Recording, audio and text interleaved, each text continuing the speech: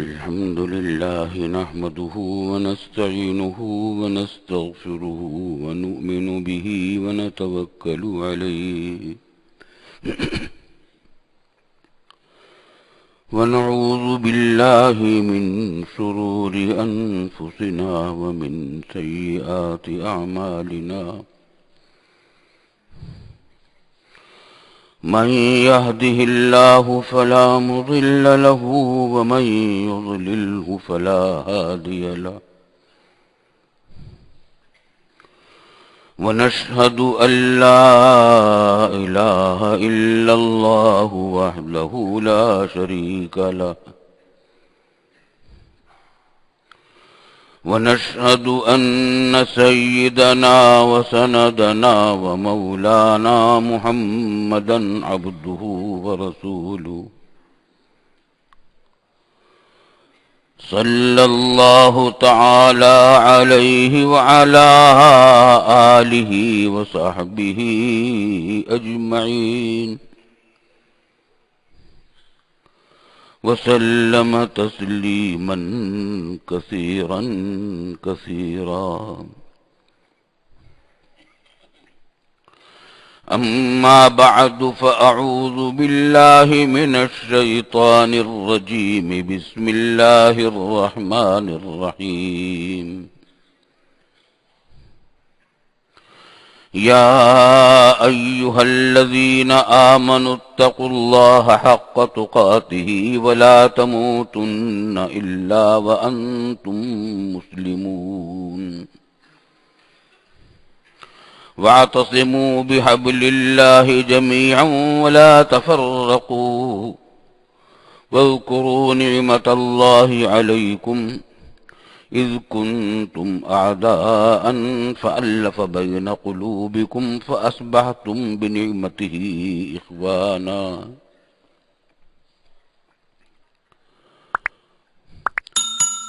بزرگان محترم اور برادران عزیز، تقریباً 1 مہینے یا شاید اس سے بھی زیادہ وقفے کے بعد آج پھر آپ سے خطاب کا موقع مل رہا ہے۔ اس عرصے میں کچھ تو بیماری کی وجہ سے اور کچھ طویل سفر غیر ملکی ہوا، اس کی وجہ سے یہ ناغے ہوئے۔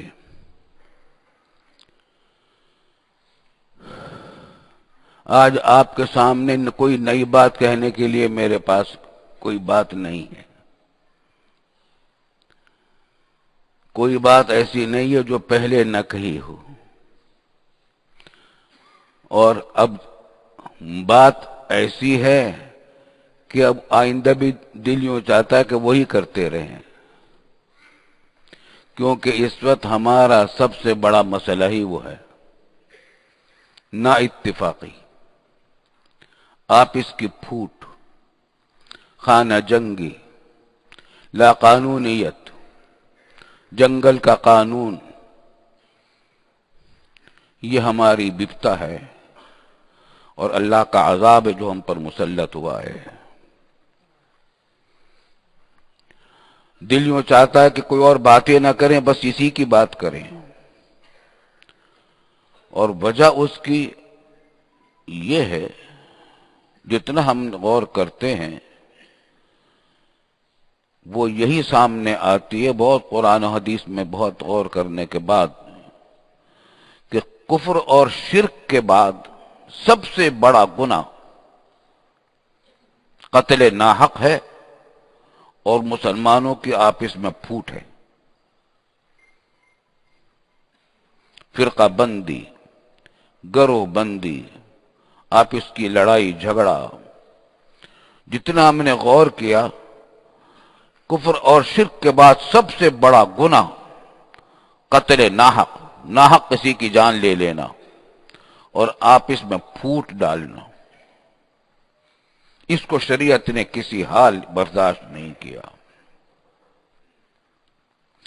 شراب نوشی کو بھی ایک حد تک برداشت کر لیا، کوئی شخص بھوکا ہو، پیاسا ہو، کچھ پینے کو نہ ہو، جان بچانے کا کوئی اور سامان ایسا نہ ہو جس سے اس کی پیاس بجھ جائے اور جان بچ جائے، تو شریعت نے اس کو اجازت دے دی، اگر اس کے پاس شراب ہے اور کچھ نہیں ہے پینے کو، کہ اتنی شراب پی لے جس سے اس کی پیاس بجھ جائے، جان بچ جائے، جان بچ جائے۔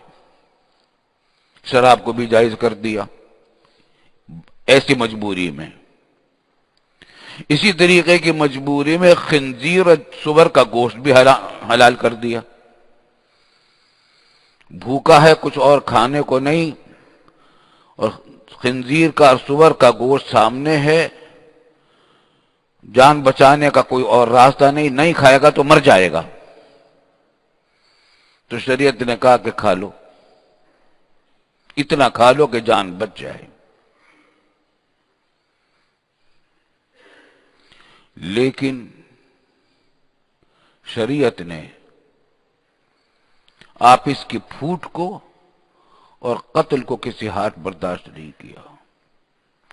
قتل کے بارے میں اتنے سخت آیات ہیں کہ کوئی کسی گناہ کے بارے میں اتنی سخت آیتیں نہیں ہیں۔ قرآن کریم میں فرمایا کہ وَمَن يَقْتُلْ مُؤْمِنًا مُتَعَمِّدًا فَجَزَاؤُهُ جَهَنَّمُ خَالِدًا فِيهَا وَغَضِبَ اللَّهُ عَلَيْهِ وَلَعَنَهُ وَأَعَدَّ لَهُ عَذَابًا عَظِيمًا۔ جو شخص کسی مومن کو قتل کرے گا، مومن ہو چاہے فاسق فاجر ہے، مومن ہے مگر چاہے فاسق فاجر ہو، کسی شخص نے کسی بھی مومن کو قتل کر دیا جان بوجھ کر، فَجَزَاؤُهُ جَهَنَّمُ خَالِدًا فِيهَا، اس کی جزا صرف کیا ہے؟ جہنم ہے، جہاں وہ ہمیشہ رہے گا، خالدن فیہا۔ کفر اور شرک کے علاوہ کسی گناہ کے بارے میں قرآن نے یہ نہیں کہا کہ اس میں ہمیشہ رہے گا، یہاں یہ کہا کہ قرآن نے کہ ہمیشہ رہے گا۔ وغضب اللہ علیہ فجزاؤہ جہنم خالدا فیہا وغضب اللہ علیہ، اور اللہ کا غضب اس پر آئے گا، اللہ کا غضب، آپ اندازہ کریں، رحمان و رحیم کا غضب، اس پالنے والے رب کا غضب، جس نے کائنات کو پال رکھا ہے، چیونٹی کو بھی پالتا ہے، مکھیوں تک کو پالتا ہے، جانوروں کو پالتا ہے، انسانوں کو کتنی محبتوں سے پالتا ہے، اس کا غضب نازل ہوگا۔ معمولی بات ہے غضب؟ برداشت کر سکتا ہے کوئی اللہ تعالیٰ کے غضب کو؟ جس کی کائنات، جس کے قبضے میں ساری کائنات کی قدرتیں ہیں، ساری کائنات اس کے قبضے میں ہے، یہ بادل، یہ ہوائیں، یہ پہاڑ، یہ زمین آسمان، یہ سورج اور ستارے، سب اس کے اشارے پر ہے۔ وہ اگر ناراض ہو جائے، اس کا غضب نازل ہو جائے، کہاں ٹھکانہ ملے گا بتاؤ تو صحیح؟ کہیں ٹھکانہ ملے گا؟ کوئی جگہ ہے ٹھکانے کی؟ وغضب اللہ علیہ ولعنہ، اور اللہ کی لعنت اس کے اوپر ہوگی، اللہ کی لعنت، کسی اور انسان کی نہیں، اللہ کی لعنت۔ لعنت کا معنی ہے رحمت سے دوری، رحمت سے محرومی، رحمان کی رحمت سے محرومی، رحیم کی رحمت سے محرومی، رب الارباب کی رحمت سے محرومی۔ وغضب اللہ علیہ ولعنہ وأعد له عذابا عظیما، اور اس کے لیے اللہ تعالیٰ نے عذاب، بہت بڑا عظیم عذاب تیار کر رکھا ہے۔ آپ اندازہ تو کریں،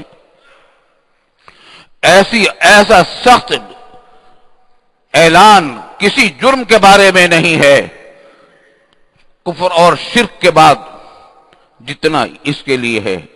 اور کسی مسلمان کو، چاہے وہ مسلمان کتنا فاسق ہو، فاجر ہو، کیسا بھی ہو، اگر ناحق قتل کرے گا تو اس کی سزا یہ ہے۔ لیکن آج مسلمان کا خون ارزاں ہو گیا، ارزاں ہو گیا، اتنا بھی اس کی قدر و قیمت نہ رہی جتنے کتے کے خون کی ہے۔ آج ہمارے کراچی میں اتنے کتے نہیں مارے جاتے جتنے ہمارے مسلمان بھائی مارے جاتے ہیں۔ مارنے والے بھی لا الہ الا اللہ پڑھنے والے ہیں، اور جن کو مارا جا رہا ہے، قتل کیا جا رہا ہے، وہ بھی لا الہ الا اللہ کے کلمہ گو ہیں۔ कितने घरों को बर्बाद कर देता है। एक आदमी का कत्ल कितने घरों को बर्बाद कर डालता है, कितनी शख्सियतों को, पूरे खानदान को तबाही के अंदर डाल देता है। बाप उठ गया सर से, बेटियां बेटे यतीम हो गए, बीवी बेवा हो गई, मां अपनी गोद से महरूम हो गई, भाई अपने भाई की ताकत से महरूम हो गए, महल्ला अपने पड़ोसी, एक अजीम पड़ोसी से महरूम हो गया। क्या कुछ क़यामत है एक आदमी का कत्ल। और यहां रोजाना अखबार में पढ़ते पढ़ते हम आदी हो गए कि आज इतने मारे गए, इतने मारे गए, मारने वाले भी मुसलमान, मरने वाले भी मुसलमान। अब बताओ ऐसे में कोई और बात करें तो कैसे करें। दुनिया में कहीं इस वक्त सिवाय मुसलमानों के बाज मुल्कों के कहीं ये कैफियत नहीं है कत्ल गारतगरी की जो हमारे वतन में पाकिस्तान में हो रही है। दुनिया में घूम कर आइए, अमन व अमान है, चैन सुकून है, और यहां आदमी घर से निकलते हुए डरता है, जान महफूज नहीं, माल महफूज नहीं। इलाज क्या है? सबसे पहले पूछिए कि वजह क्या है।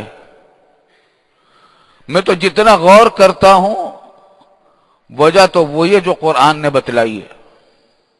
हमारे गुनाहों की सजा है,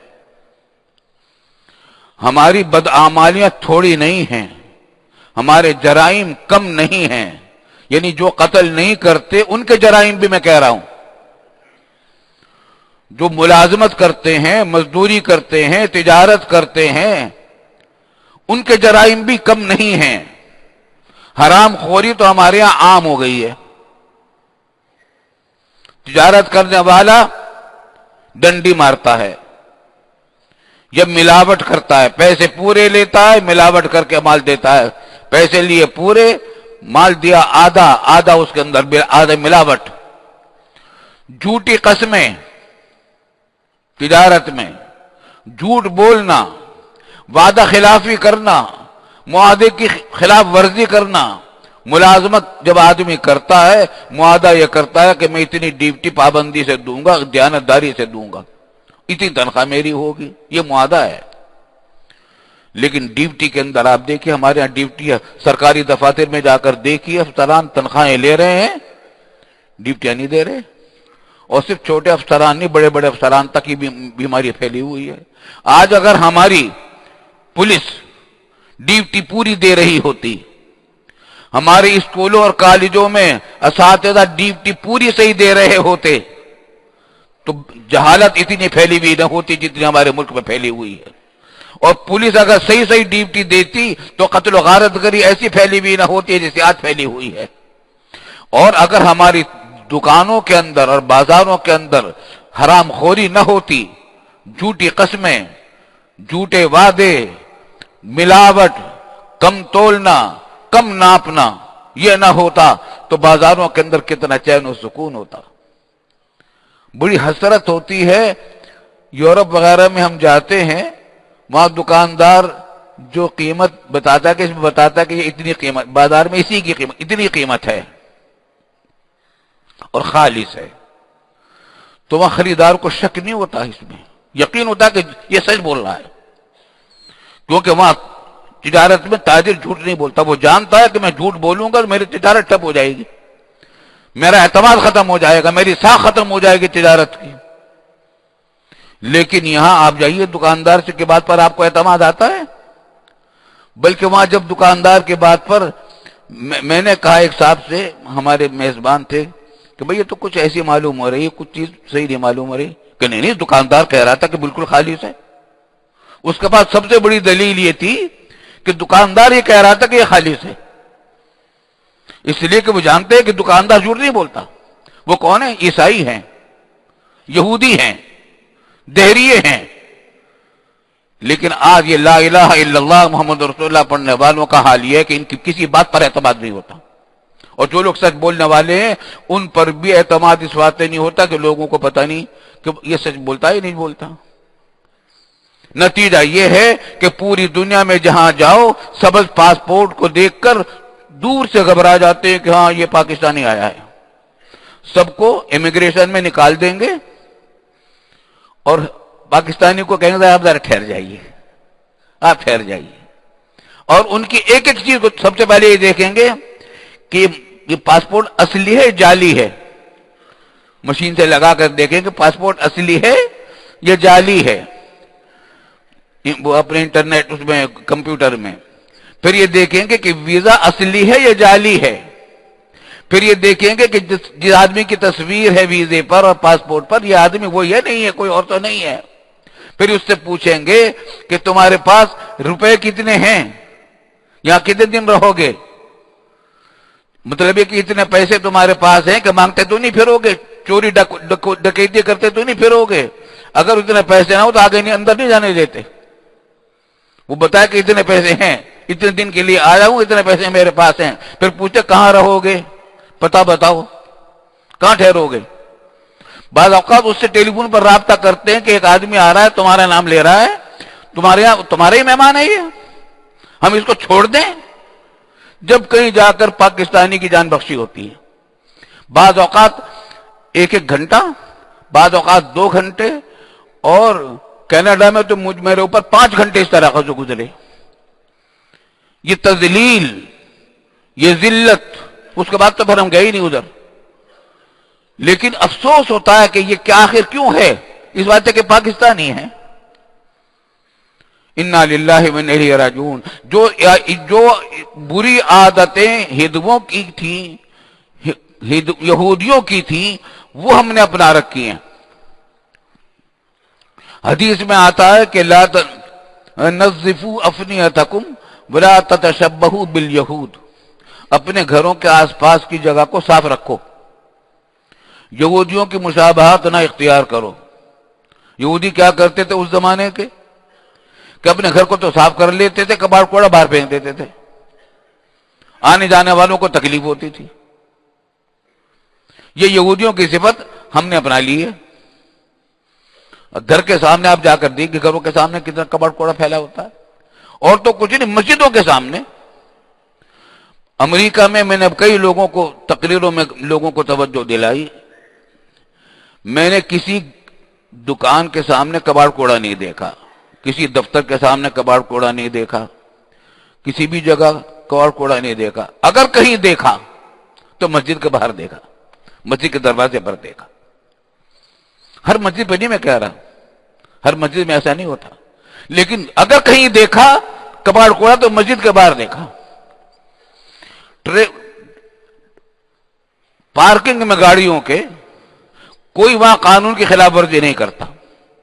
مجال ہے کہ کوئی کرے گا تو فوراً گرفت میں آئے گا. سب جانتے ہیں کہ کسی کی سنوائی نہیں ہوگی قانون کی خلاف ورزی اگر کی. لیکن اگر قانون کی خلاف ورزی پارکنگ میں اگر کہیں دیکھنی ہو تو وہاں کی کسی جمعہ مسجد میں چلے جاؤ، جامع مسجد میں.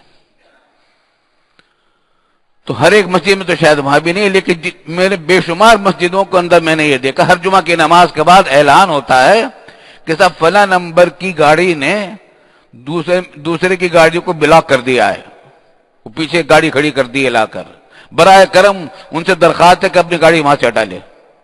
یہ اعلان دنیا میں اور کہیں نہیں ہوتا سوائے مسجدوں کے.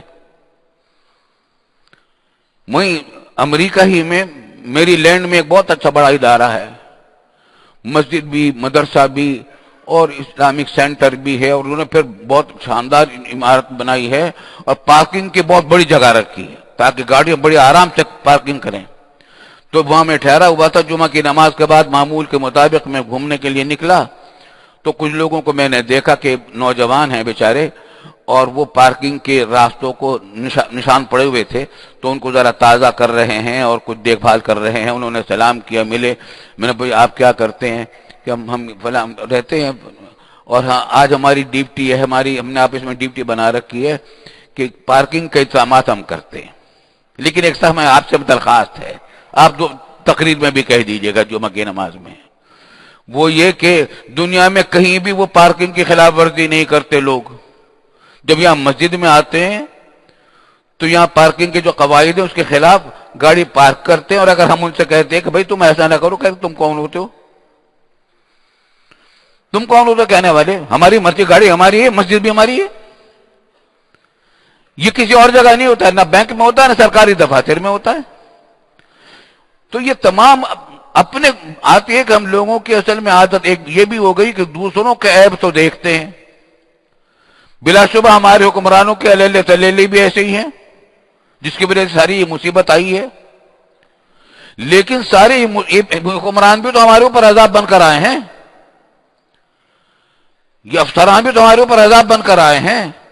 چنگیز خان سے کسی نے کہا تھا کہ تو اللہ کے عذاب سے نہیں ڈرتا، اتنا قتل عام مسلمانوں کا کر رہا ہے تو اس نے کہا کہ اللہ کا عذاب تو میں خود ہوں، تم پر مسلط کیا گیا ہوں۔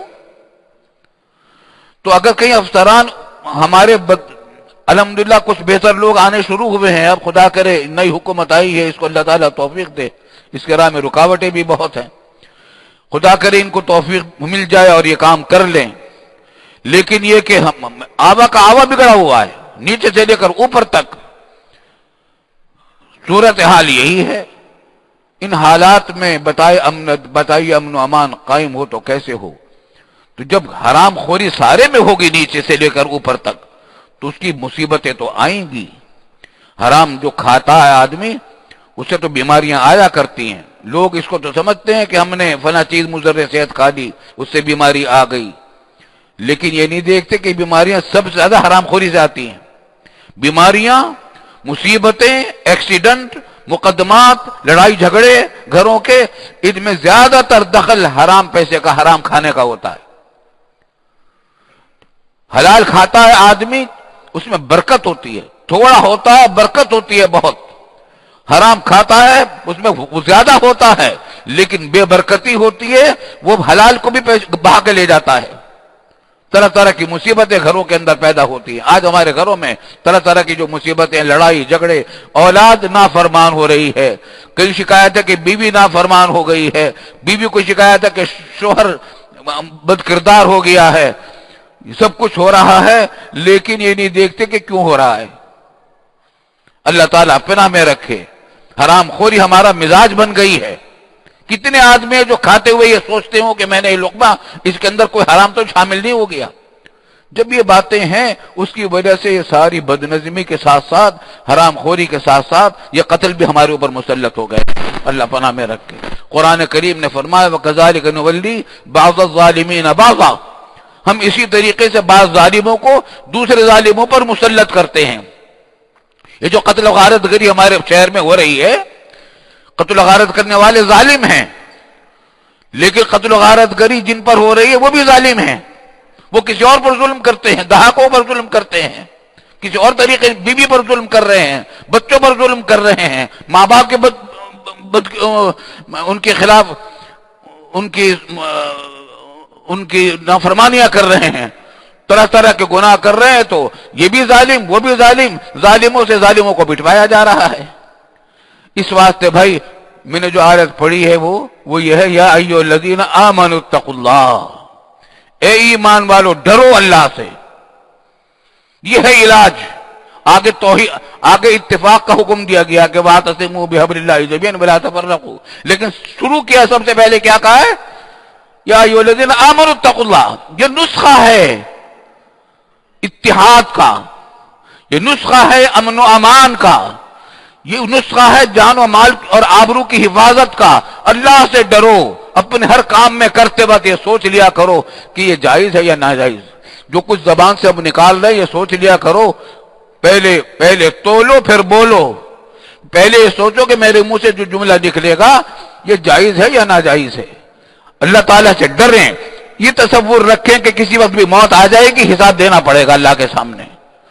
تو قرآن نے نسخہ یہ بتلایا، تقوی، کائنات سب سے بہتر نسخہ امن و امان کا، چین اور سکون کا، راحت اور عزت کا، لذت اور راحتوں کا تقوی ہے۔